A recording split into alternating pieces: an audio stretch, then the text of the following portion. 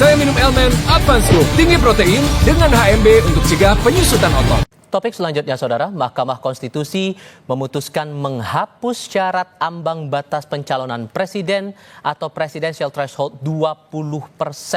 Permohonan pengujian aturan ambang batas pencalonan presiden yang diajukan beberapa pihak dalam perkara nomor 62 dikabulkan Mahkamah Konstitusi.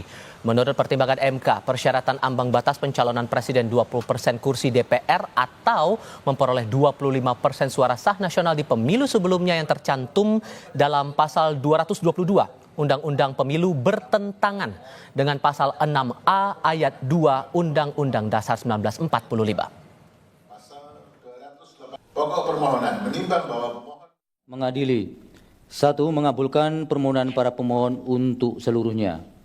2. Menyatakan norma pasal 222 Undang-Undang Nomor 7 Tahun 2017 tentang Pemilihan Umum Lembaran Negara Republik Indonesia tahun 2017 Nomor 182 tambahan Lembaran Negara Republik Indonesia Nomor 6109 bertentangan dengan Undang-Undang Dasar Negara Republik Indonesia tahun 1945 dan tidak mempunyai kekuatan hukum mengikat.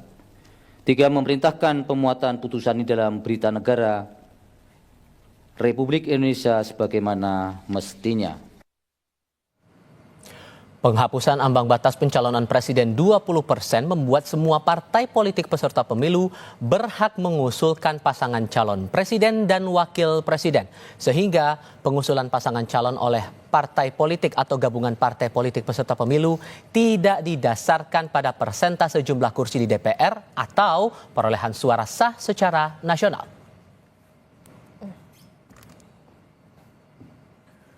Partai politik peserta pemilu berhak mengusulkan pasangan calon presiden dan wakil presiden. 2. Pengusulan pasangan calon presiden dan wakil presiden oleh partai politik atau gabungan partai politik peserta pemilu tidak didasarkan pada persentase jumlah kursi di DPR atau perolehan suara sah secara nasional. 3. Dalam mengusulkan pasangan calon presiden dan wakil presiden, partai politik peserta pemilu dapat bergabung sepanjang gabungan partai politik peserta pemilu tersebut tidak menyebabkan dominasi partai politik atau gabungan partai politik sehingga menyebabkan terbatasnya pasangan calon presiden dan wakil presiden